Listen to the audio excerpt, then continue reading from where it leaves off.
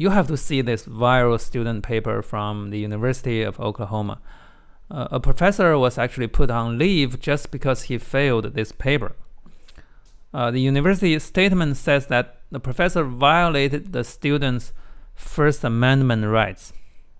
I didn't know First Amendment was for grading papers. But anyway, I'll read you some parts of the paper.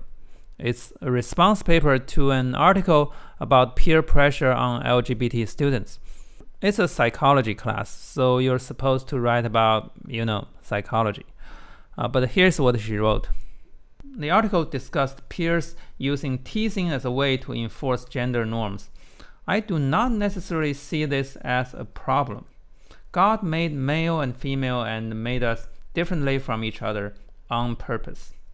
And this, society pushing the lie that there are multiple genders and everyone should be whatever they want to be, is demonic. There would be less gender issues and insecurities in children if they were raised to know that they do not belong to themselves, but they belong to the Lord. What grade would you give this paper? Citing God to prove your point is like citing Harry Potter to prove Death Eaters are real. That's not how you write a paper, okay? It's like citing Dr. Seuss to prove green eggs and ham are edible. You might say, Dr. Seuss stories aren't real. What if I believe they are real?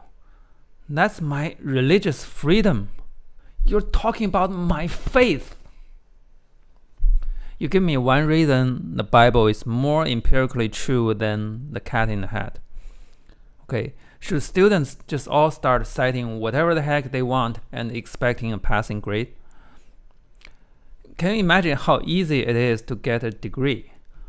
All you need to do is to define whatever you say as the religious doctrine and the professor can't fail you. 1 + 2 = 225. Sorry, it's my religion. What are you gonna do?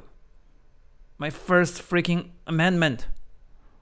Also, a technical advice from someone who used to grade a lot of papers. Even if you have an empirically verified source, you can't just tell people what you believe is in there. You still need to specify which page, which volume, which edition. Anything you cite, whether it's from a book or an article, you need to be specific enough for people to find it easily.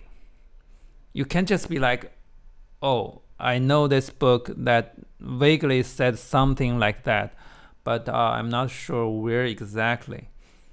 That's not okay. That student's central argument is based on the Bible, but she never mentioned which part of the Bible said those things.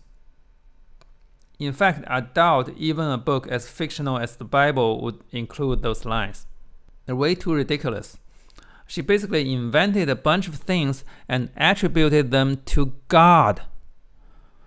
I'm not an expert, so correct me if I'm wrong, but I feel like making up God's words is more blasphemous than having a few more genders. What do you think?